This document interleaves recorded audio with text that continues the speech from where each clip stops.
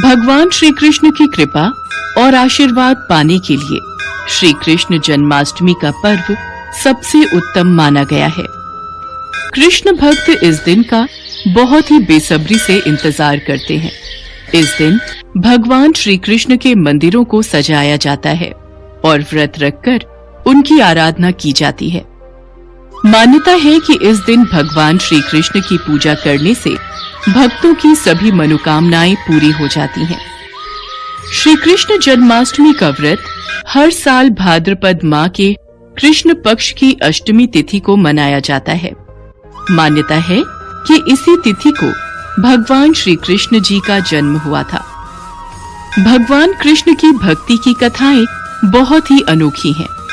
ऐसी ही एक सच्ची भक्ति की कहानी एक गरीब बूढ़ी औरत की है, जिसकी भक्ति भावना से प्रसन्न होकर भगवान कृष्ण ने उसे मोक्ष प्रदान किया और अपने निज धाम ले गए। एक गांव में एक गरीब बूढ़ी औरत रहती थी। उसका आगे पीछे कोई नहीं था। एक दिन उस गांव में एक साधु बाबा आए।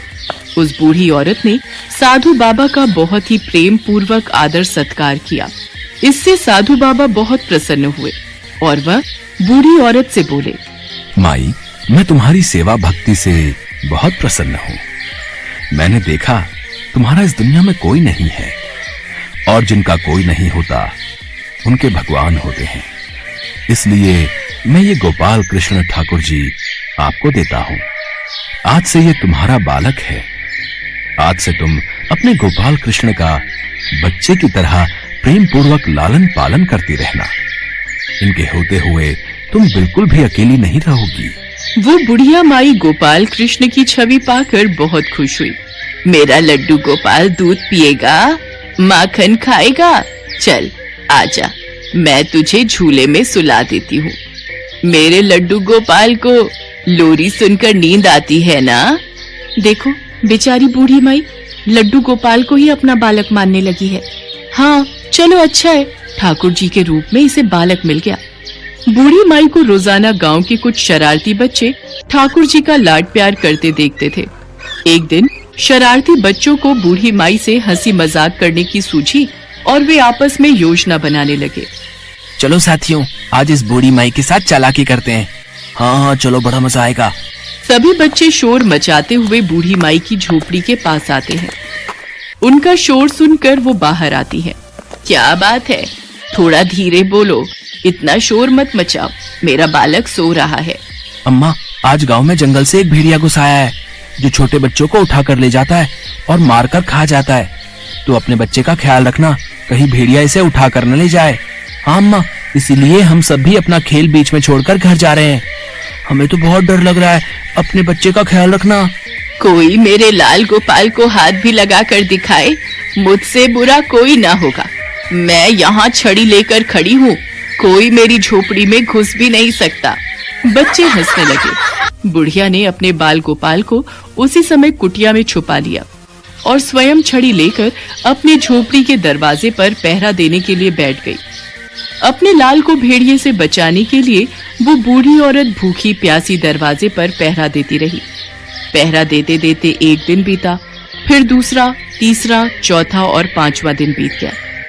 बूढ़ी माई 5 दिन और 5 रात लगातार बगैर पलकें झपकाए भेड़िए से अपने बाल गोपाल की रक्षा के लिए पहरा देती रही। कोई मेरे बाल गोपाल को हाथ भी नहीं लगा पाएगा।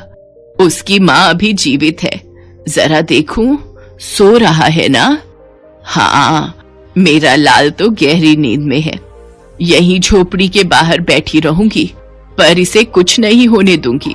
भोली भाली बूढ़ी मैया का ये भाव देखकर भगवान कृष्ण का हृदय प्रेम से भर गया।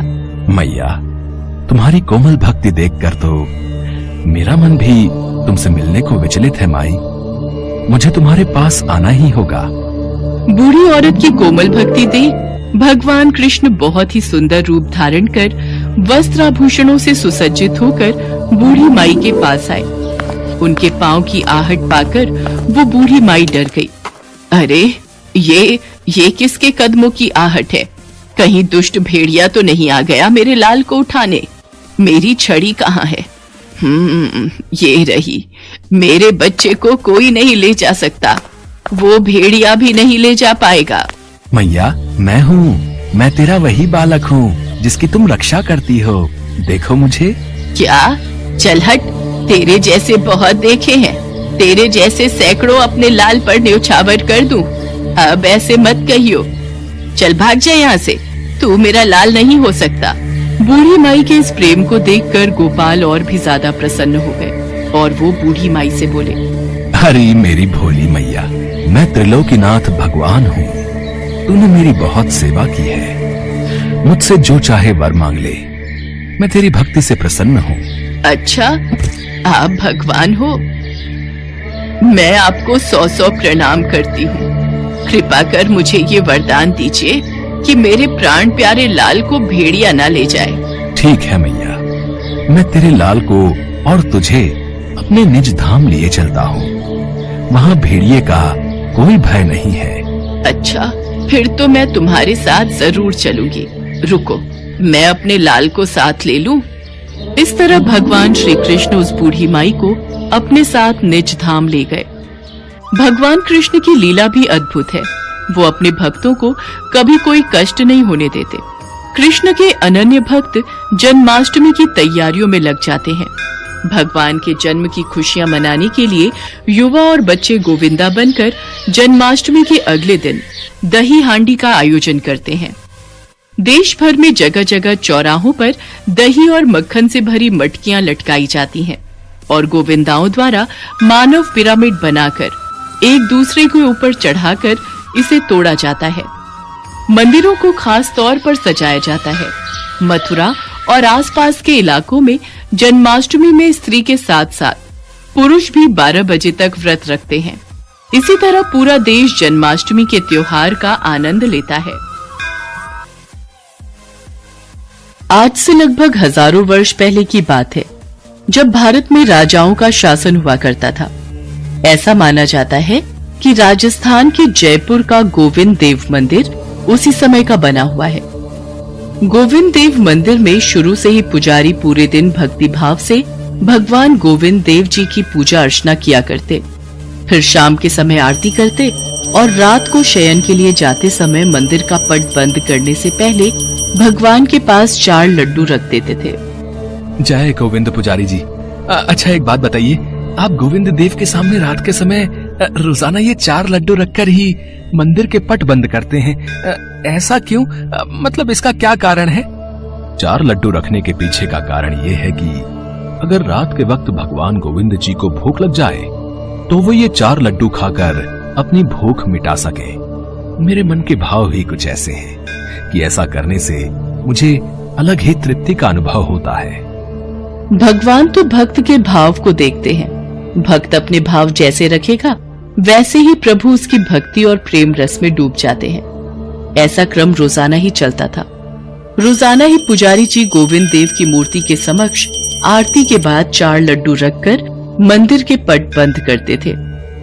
पर एक दिन पुजारी जी ने शाम को भगवान गोविंद देव जी की आरती की, परंतु रात में जब वो शयन करने जाने लगे तो वो लड्डू रखना भूल गए। गोविंद देव लड्डू खाने स्वयं मूर्ति से प्रकट हुए। आज थाली में लड्डू नहीं है, मुझे तो बहुत जोरों की भूख लगी है। यहाँ तो लड्डू है ही नहीं। लगता है पुजारी जी आज लड्डू रखना भूल गए। कोई बात नहीं, पुजारी जी रोजाना तो रख ही देते हैं। आज मैं अपना लड्डू स्वयं ही ले आता हूँ। इसके पश्चात प्रभु श्री कृष्ण ने उसी समय बड़ी बड़ी आंखें और घुंघराले बाल वाले एक छोटे से बालक का रूप धारण कर लिया और मंदिर के पास ही स्थित हलवाई की दुकान पर पहुंच गए। वहां पहुंचकर उन्होंने हलवाई से कहा, बाबा मुझे भूख लगी है, मुझे लड्डू चाहिए। लल्ला, पहले ये बताओ कि तुम इतनी रात को लड्डू लेने यहाँ कैसे आए? बाबा मैं यहीं पास में ही रहता हूँ, भूख लगी थी इसी कारण मैं तुम्हारे पास लड्डू लेने आ गया। अच्छा ठीक है, लाओ पैसे दो, मैं तुम्हें लड्डू दे देता हूँ। बाबा मेरे पास तो पैसे नहीं है।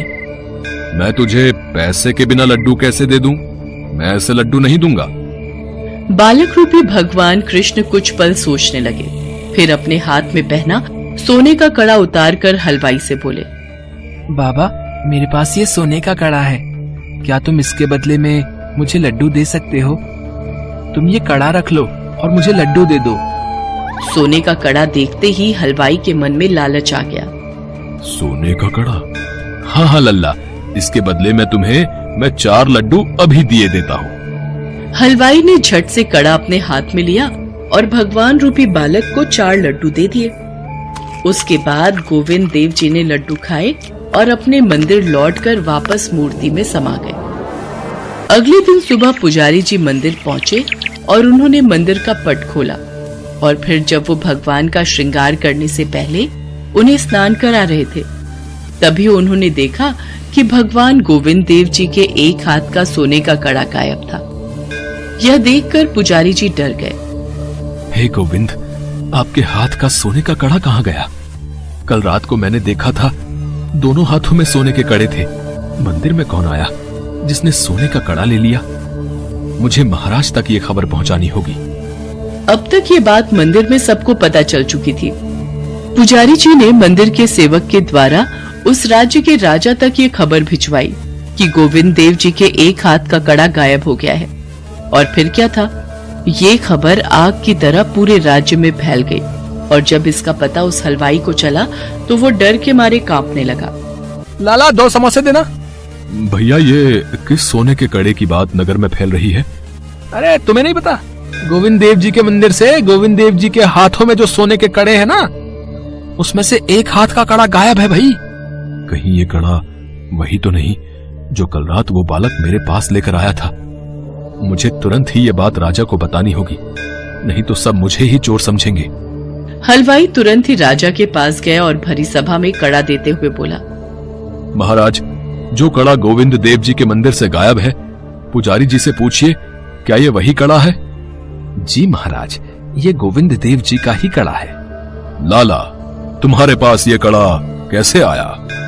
महाराज, कल रात में जब अपनी दुकान बढ़ाकर घर जाने लगा तो उसी समय मेरे पास एक बालक लड्डू लेने आया था और उसी ने मुझे ये कड़ा दिया था और जिसके बदले मैंने उसे 4 लड्डू भी दिए।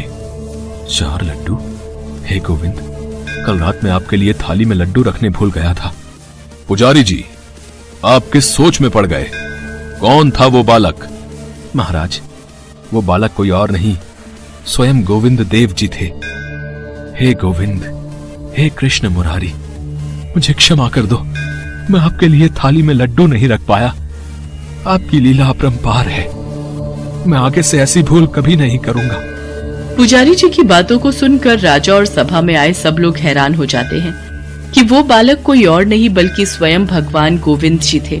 और ये बात सुनकर हलवाई भी खुद को कोसने लगा कि वो कितना अभागा है जो भगवान कृष्ण गोविंद मुरारी को नहीं पहचान पाया। वो मन ही मन भगवान गोविंद देव जी से क्षमा मांगता है। उस दिन के बाद से आज तक रोज रात को भगवान गोविंद देव जी को शयन कराते समय 4 लड्डू उनके पास रखे जाते हैं।